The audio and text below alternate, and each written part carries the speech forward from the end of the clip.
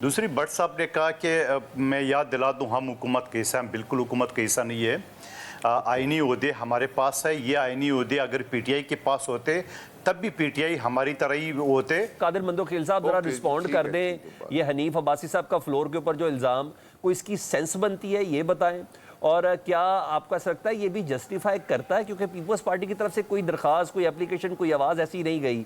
Oxford university के syndicate को ये लिखना कि इमरान खान साहब आपके चांसलर बनने के अहल नहीं हैं, आप मुझे बताएं। और ऐसे मौके पर जब पाकिस्तान में मसाइल सिक्योरिटी के हैं और फोकस इस तरफ है। देखिए, मैं तो पहले वाले सेगमेंट में ये अर्ज़ कर चुका हूँ कि हुकूमत और पीटीआई दोनों ने जो मुल्क के अंदर सैलाब का दहशतगर्दी के मसाइल है, वो ये नारकोटिक्स कोकेन और इस चीज़ में लाया है, जो कि करोड़ों रुपए एक दिन में असम्बली पे खर्च होता है। नंबर एक बात। दूसरी, भट्ट साहब ने कहा कि मैं याद दिला दूँ, हम हुकूमत का हिस्सा हैं। बिल्कुल हुकूमत का हिस्सा नहीं है। आईनी ओहदे हमारे पास है। ये आईनी ओहदे अगर पीटीआई के पास होते तब भी पीटीआई हमारी तरह ही होते, क्योंकि एक बिल जब असम्बली से पास होता है और वो सदर पाकिस्तान न साइन करे तो रिवर्स होकर वापस आते हैं और जॉइंट सेशन में पास होता है। और माजी में आसिफ अली जरदारी साहब की दौर में ये पार्लियामेंट को इख्तियारात उन्हें नहीं दिए 18वीं तरमीम के जरिए। फिर आप आइए गवर्नर पंजाब की तरफ, जो एक बिल 19 पीका ऑर्डिनेंस बिल पास करना था, वो गवर्नर साहब दुबई क्या चले गए, चुप के जल्दी जल्दी अपने कायम मकाम से करा लिए। तो गवर्नर के ये इख्तियारात है। और पुख्तनख्वा में हमारा गवर्नर है, आप देख रहे रोज़ जो ना वो गंडापुर सब धमकियाँ दे रहे हैं, मैं पेट्रोल बंद कर दूंगा, मैं खाना बंद करूंगा। तो आप मुझे बता दूं कि गवर्नरों के, सदर पाकिस्तान के सेनेट चेयरमैन के इख्तियारात आपके सामने हैं, उसमें क्या कर सकते हैं। बाकी सर फिर आप क्यों जाते हैं मौलाना फजलुर रहमान साहब के पास? चीफ एग्जीक्यूटिव है, क्यों जा रहे हैं ना सर? जब चीफ एग्जीक्यूटिव होता है या काबीना होता है, वहां तो कोई मशावरत नहीं की गई है। न तो उन्होंने बजट भी किया है, न पीटीआई के ऊपर पाबंदी का जो अता तारा ने प्रेस कॉन्फ्रेंस किया, वगैरह वगैरह बहुत सारी चीजें हैं। लेकिन दूसरी बात मैं कहना, ऑक्सफोर्ड के हवाले से हमें तो ये एजाज़ हासिल है अल्हम्दुलिल्लाह। हमारी शहीद कायद बेनज़ीर भुट्टो साहिबा एशिया के पहले ही प्रेसिडेंट रह चुकी है वहाँ की यूनियन का। और बाकी इमरान खान साहब बने तो क्या फ़र्क पड़ेगा। इमरान खान साहब अगर बन जाए, वैसे मेरे हिसाब से इमरान खान ने जो ऐलान किया वहाँ पे पार्टिसिपेट करने के लिए, जो चीजें लोगों को नहीं भी पता था वो भी पता चल जाएगा। बहुत सारी चीजें तो ऐसी है कि वो यूरोप को परवाह नहीं है, वो उनकी वैसी। इमरान खान साहब बने तो क्या फर्क पड़ेगा। इमरान खान साहब अगर बन जाए, वैसे मेरे हिसाब से इमरान खान ने जो ऐलान किया वहाँ पे पार्टिसिपेट करने के लिए, जो चीज़ें लोगों को नहीं भी पता था वो भी पता चल जाएगा। बहुत सारी चीज़ें तो ऐसी है कि वो यूरोप को परवाह नहीं है। कादिर मंदोखील साहब जरा रिस्पॉन्ड कर दें, ये हनीफ अब्बासी साहब का फ्लोर के ऊपर जो इल्ज़ाम, कोई इसकी सेंस बनती है ये बताएं।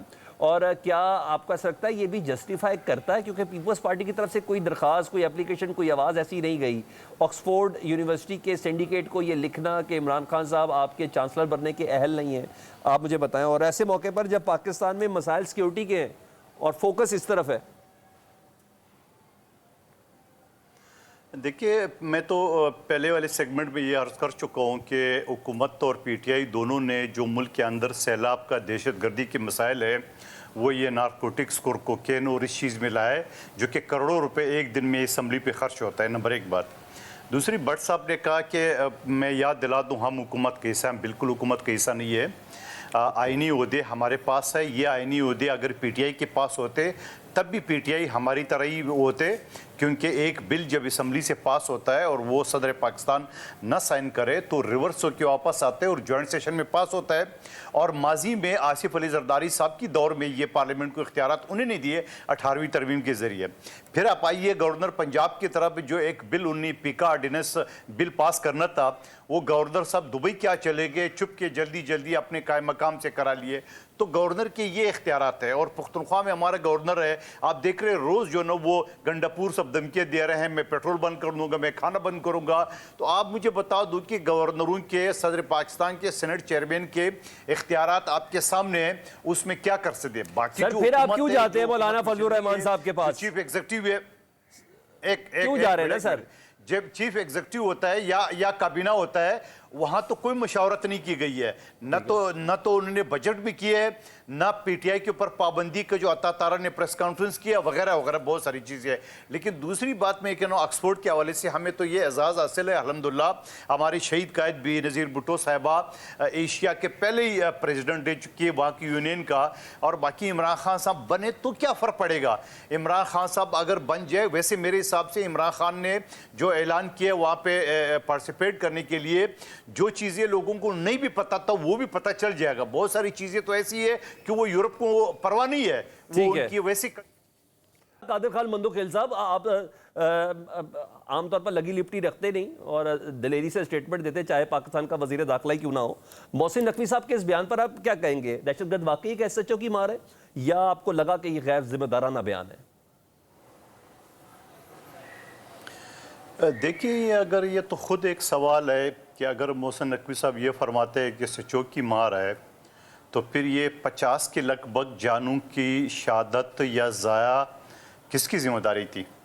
तो आप उठा लेते उसी एसएचओ को कि भाई ज़रा बताओ ये क्या हो गया। आप एसएचओ छोड़िए, आपको तो पूरा का पूरा पुलिस के पैनल को बरतरफ करना चाहिए, क्योंकि आपने आईजी तो बदल दिया है मगर एसएचओ गालबन आपने नहीं बदला है, ना आपने डीआईजी बदला है। तो सवाल ये है कि ऐसी बातें करना मैं नहीं समझता हूँ कि ये कोई ज़िम्मेदारी वाला बयान है। मोहसिन नकवी साहब माशाल्लाह वज़ीर आला रह चुका है बड़े सूबे का, अब वज़ीर दाखिला है, लेकिन इस तरह बयान से कोई फ़र्क नहीं पड़ता है सिवाय अपनी मजाक उड़ाने का, और कोई फ़र्क नहीं पड़ता है। नंबर एक बात। दूसरी बात ये है कि ये चीज़ समझ में नहीं आ रही है, जो आपका सवाल था गो कि मुझसे नहीं था, लेकिन मैं इसका जवाब दे देता हूँ। मुज़ाकरात तो हर हालत में हर किसी से करना चाहिए। मुज़ाकरात तो आप अपने दुश्मन मुल्क हिंदुस्तान से भी करते हो, मुज़ाकरात तो आपने तालिबान से भी किया, मुज़ाकरात तो आपने हर किस्म की जहाँ जिससे आपकी बनती नहीं थी उनसे मुज़ाकरात के दरवाजे तो खुले रखने चाहिए। लेकिन साथ साथ जो दहशतगर्द अनासर है, जो इतनी बड़ी तादाद में लोगों को शहीद करके और बाकायदा शनाख्ती कार्ड चेक करके ये सज़ा तो मिलनी चाहिए। मगर साथ साथ मैं ये भी सवाल उठा रहा हूँ कि जहां जनूबी पंजाब में रहीम यार खान में 12 नेते पुलिस वालों को शहीद किया, उसका कौन जिम्मेदार है? वो एसएचओ की मार क्यों नहीं थी?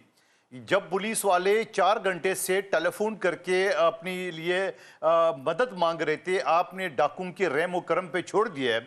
और एक जाहिल डीआईजी ने, एडिशनल आईजी जिसका नाम कामरान खान है, उसने कहा मीडिया पे ये डाकू सिंध से आया था।